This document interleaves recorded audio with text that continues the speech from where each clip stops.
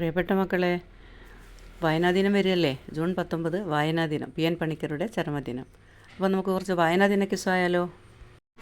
ഒന്നാമത്തെ ചോദ്യം ഇതാണ്: ആരുടെ ചരമദിനമാണ് വായനാദിനമായി ആചരിക്കുന്നത്? PN പണിക്കർ. PN പണിക്കരുടെ ജന്മദിനമല്ല, ചരമദിനമാണ് നാം വായനാദിനമായി ആചരിക്കുന്നത്. PN പണിക്കർ എന്നതിൻ്റെ പൂർണ്ണ രൂപം എന്ത്? പൊതുവായിൽ നാരായണ പണിക്കർ. PN പണിക്കരുടെ വായനാദിന സന്ദേശം എന്തായിരുന്നു? വായിച്ചു വളരുക, ചിന്തിച്ചു വിവേകം നേടുക. കേരള ഗ്രന്ഥശാല സംഘത്തിൻ്റെ സ്ഥാപകൻ ആരാണ്? കേരള ഗ്രന്ഥശാല സംഘത്തിൻ്റെ സ്ഥാപകൻ PN പണിക്കർ. PN പണിക്കരാണ് കേരള ഗ്രന്ഥശാല സംഘത്തിൻ്റെ സ്ഥാപകൻ. കേരളത്തിൽ ഏത് ദിവസമാണ് വായനാദിനമായി ആചരിക്കുന്നത്? കേരളത്തിൽ ഏത് ദിവസമാണ് വായനാദിനമായി ആചരിക്കുന്നത്? ജൂൺ 19. കേരള സർക്കാർ വായനാവാരമായി ആചരിക്കുന്നത് എന്നാണ്? വായനാ ദിനം ജൂൺ 19, വായനാ വാരം എപ്പോഴാണ്? ജൂൺ 19 മുതൽ ജൂൺ 25 വരെയുള്ള ദിവസങ്ങളാണ് വായനാ വാരം എന്നറിയപ്പെടുന്നത്. മലയാള ഭാഷയുടെ പിതാവ് എന്നറിയപ്പെടുന്നത് ആര്? മലയാള ഭാഷയുടെ പിതാവ് എന്നറിയപ്പെടുന്നത് തുഞ്ചത്ത് രാമാനുജൻ എഴുത്തച്ഛനാണ്. മലയാളത്തിലെ ആദ്യത്തെ നോവൽ ഏതാണ്?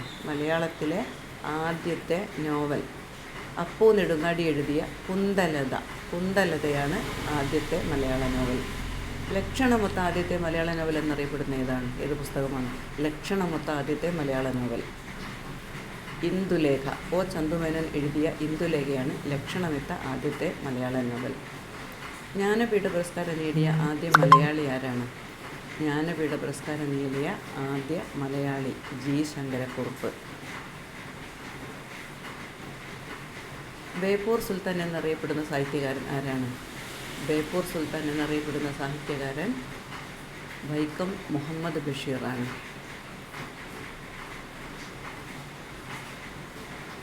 കേരളവ്യാസൻ എന്നറിയപ്പെടുന്ന സാഹിത്യകാരൻ ആരാണ്?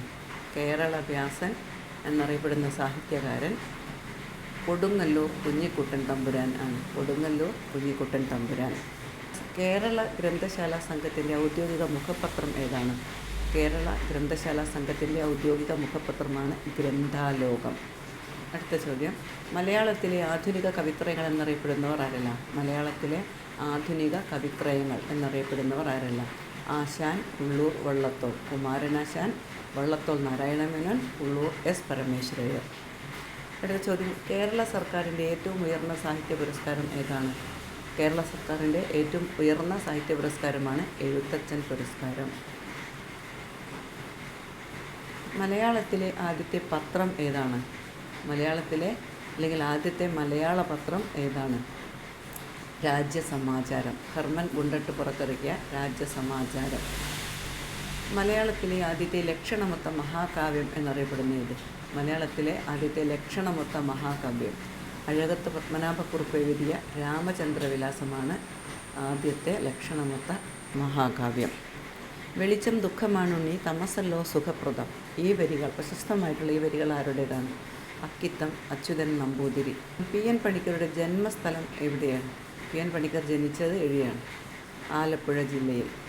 ആലപ്പുഴ ജില്ലയിലെ കായംകുളത്തിനടുത്തുള്ള നീലംപേരൂർ എന്ന ഗ്രാമത്തിലാണ് PN പണിക്കർ ജനിച്ചത്.